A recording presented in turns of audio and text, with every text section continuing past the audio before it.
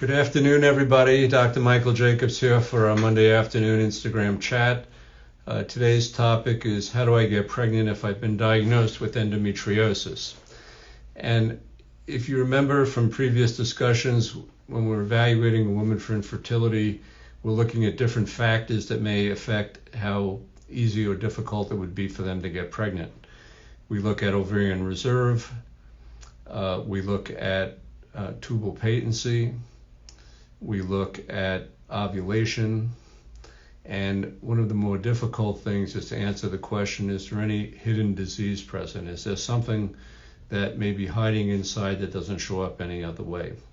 One of those things can be endometriosis, and endometriosis derives from the endometrial lining of the uterus. The lining on the inside of the uterus that you shed each month is called the endometrium, and when that endometrial tissue is found outside of the endometrium, it's referred to as endometriosis, most commonly in the pelvis. And endometriosis, when these glandular implants exist, they can exist on the peritoneal surface, they can exist in the muscle layer of the uterus, they can exist on the ovary, they can exist on the tubes. And endometriosis it causes a local inflammatory reaction where it is, and each month when you're cycling, since it's hormonally sensitive tissue, it will respond to your estrogen and progesterone levels, and each month it bleeds a little bit, just like your period bleeds when you menstruate. So what happens is you have a combination of an inflammatory response from these implants being present, as well as potentially cyst formation where these are present.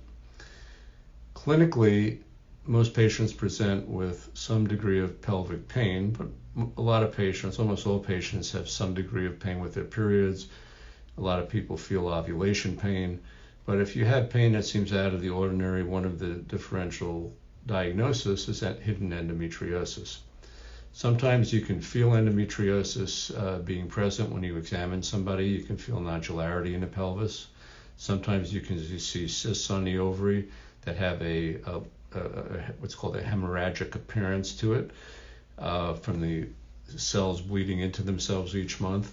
But it's important to not confuse a normal functioning ovulatory cyst from an endometrioma. So if you find a cyst on the ovary, you often will repeat it at a different time of the cycle, a month or two later, see if it went away, see if it persisted, and see if that goes along with the diagnosis of endometriosis. Now, endometriosis can cause infertility in two different manners. One is structural, meaning as a result of scar tissue formation, the tubes are distorted or the tubes are obstructed. Second is you can form cysts in the ovary, and if you have surgery to the ovary to remove these cysts, that can potentially compromise ovarian reserve and the number of follicles that exist down the road. And thirdly, even if there's normal anatomic relations between the tube and the ovaries don't have any large cysts, it's been shown that if you take the fluid that it bathes the internal organs, the peritoneal fluid, in patients from endometriosis, who have endometriosis, and put that into a culture media with, for instance, mice embryos that are growing, what you find is that you have less embryo development in an endometriotic environment. So you can have a so-called humoral or chemical effect from something that's released from these endometrial implants. You can have scar tissue formation, distortion of the anatomy, and making it difficult to get pregnant. I'm not going to address how do you treat endometriosis in gynecology. I'll leave that for your gynecologist. But if we have anatomic disease present, then that's an obvious obstacle to getting pregnant. So if endometriosis is present, the first question is how severe is it? And while most people would think it's graded by how much pain I have, and pain is related to the amount of disease, it's really not. The grading system of how severe endometriosis is based on the American Society of Reproductive Medicine's assessment of how much disease is there and how does it correlate with getting pregnant. and it's divided into stage 1, 2, 3, and 4, stage 4 being the worst, stage 1 being the least. And if you have stage 1 of minimal disease, it probably doesn't cause infertility, but it progressively can worsen and so forth. And even if you have stage 2, mild endometriosis has minimal impact, and stage 3 and 4 become much more significant. And in those stages of disease, you have much more distortion of anatomy, ovarian cyst formation, and much more volume of endometriosis that can make it harder for embryos to grow normally in a natural environment. So you have two options when you have a suspicion of endometriosis clinically. A laparoscopy is the only way you can really prove the diagnosis of it, which is an outpatient surgery under general anesthesia. And you look to see if there's endometriosis there. If it's there, you tend to treat it surgically. You can laser the implants away, or you can excise the implants. And the reason you treat what you find is so you don't want it to get worse. If you don't treat it surgically, you can treat it medically. In either case, it can come back eventually after treatment. If you're doing surgery on an infertility patient for endometriosis, you want to treat it surgically because you want to get pregnant. If you're using medical treatment, you're going to wind up suppressing them with hormones for 6 or 9 months, and that's not productive if you're trying to get pregnant because it'll prevent you from getting pregnant. So, option 1, if you have a suspicion of endometriosis, surgery is one option. Option 2, which is the option most of us proceed nowadays, is to just consider being treated with in vitro fertilization. Inseminations aren't going to solve the problem because you're still requiring with inseminations for the tubal anatomy to be normal and the ovarian anatomy and intraperitoneal anatomy to be normal with no toxic influences. So if you have a very high suspicion of endometriosis, IVF is probably the better treatment, the more successful treatment than to consider intrauterine inseminations with fertility drugs. If there is a past history of endometriosis and you're not getting pregnant, IVF is definitely the way to go because it's an anatomic disease. And if you've already had it fixed and it hasn't worked to get you pregnant, fixing it again is going to work less than fixing it the first time. So certainly in patients with known endometriosis that have not gotten pregnant, IVF is the way to be treated.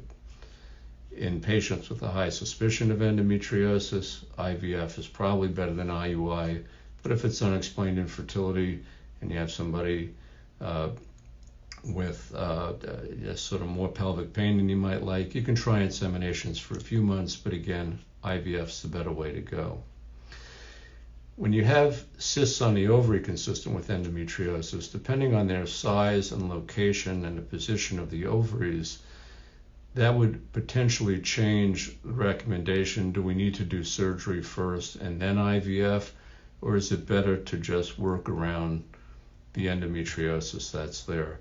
And that's an individualized decision that gets made based on how big the cysts are, where they're located, if we think stimulation is going to affect things. But if you have known endometriosis or you have persistent cysts that are consistent with endometriosis, trying inseminations usually is not going to work. IVF, at least you can bypass things by getting the eggs out, having fertilization and early embryo development take place in the dish, and then putting the embryos back into the uterus. So, why does in vitro work in this situation? Because we're fertilizing in a dish, taking the embryos out of a toxic environment, eliminating the need for a good and normal relationship between the tube and the ovary so that we can maximize fertilization. Implantation rates and miscarriage rates will also be affected in patients with endometriosis. Implantation rates will be a little bit lower, and pregnancy rates will also be a little bit lower in patients with known endometriosis. As a whole, part of the reason for that is you tend to get less eggs in patients with severe endometriosis, less embryos developing, and less potential embryos to put back. Some patients with endometriosis also have endometriosis in the myometrial layer, in the muscle layer of the uterus, in which case it's called adenomyosis. And adenomyosis is difficult to diagnose. Sometimes you can have a suspicion of it on ultrasound. A better way to diagnose this is with MRI, and often it will just go undetected. And the problem is that even though we know patients with adenomyosis or endometriosis within the muscle layer have a lower pregnancy outcome and a higher miscarriage rate, some of them do just fine, and other ones have problems. So usually if we know there's adenomyosis present, we'll have a discussion with the patient whether we should just proceed with embryo transfer or and see what happens. And usually that's the first line approach.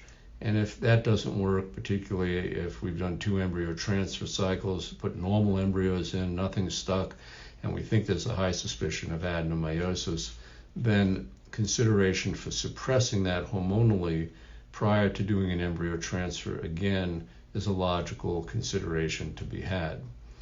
There's nothing you can do to fix adenomyosis. You can suppress it temporarily, but when you stop the suppression hormonally, it just comes right back.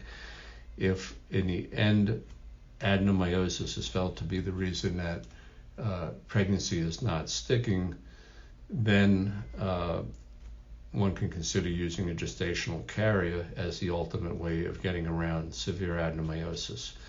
There are very few studies done with adenomyosis with lots of patients, and it's usually patients that have failed treatment with normal embryo transfers and that we resort to trying suppression. Our own experience has been mixed. We've had some patients do fine without suppression. We have other patients not get pregnant, and then we suppress them, and then they do get pregnant. We've had patients not succeed with suppression, and then they succeed with no suppression. So it gets unpredictable sometimes, and we just try the best we can to get the best possible outcome.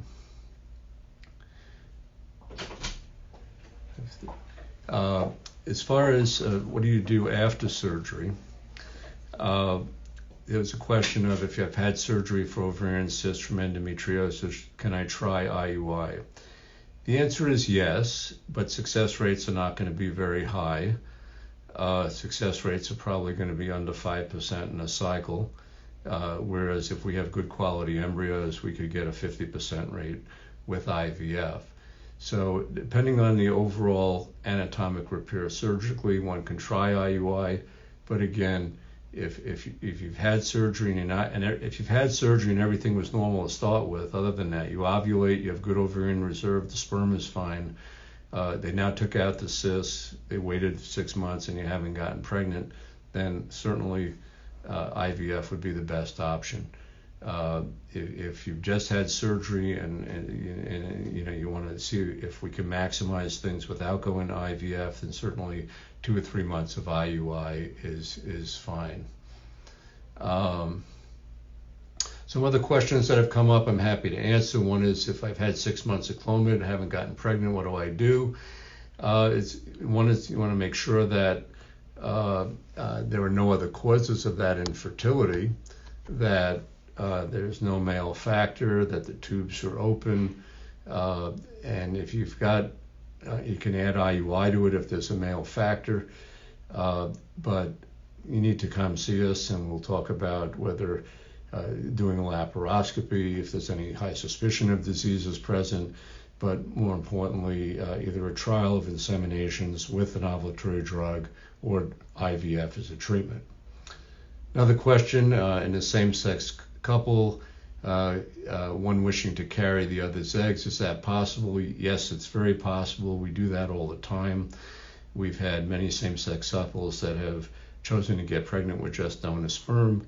We have had others that needed IVF to get pregnant. And certainly if you're going to carry each other's eggs, then IVF is the way to do that. And if we've got partner A and partner B, we would stimulate, for instance, partner A to get their eggs, fertilize them with a donor sperm, and put those embryos into partner B. Partner B would be the carrier for the couple.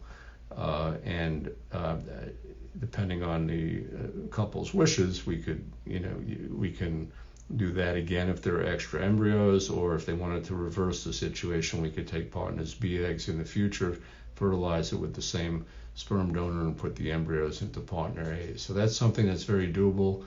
We do that all the time, and many of our same-sex couples have enjoyed that type of a family.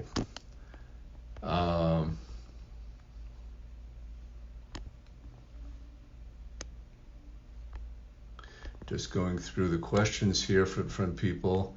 So, that's sort of it. To summarize things, endometriosis exists when the lining of the uterus is in a place where it's not meant to be. It can cause scar tissue, distortion of the anatomy, and anatomic-based infertility. Cysts on the ovary can potentially need surgery to remove those. And the best treatment for any patient with anatomic disease, including endometriosis, is in vitro fertilization. In some cases, a trial of an ovulatory drug like Clomid combined with insemination can be given, but in most cases, with moderate to severe endometriosis, IVF is the best approach. So I hope that's been informative today. Have a good afternoon and take care.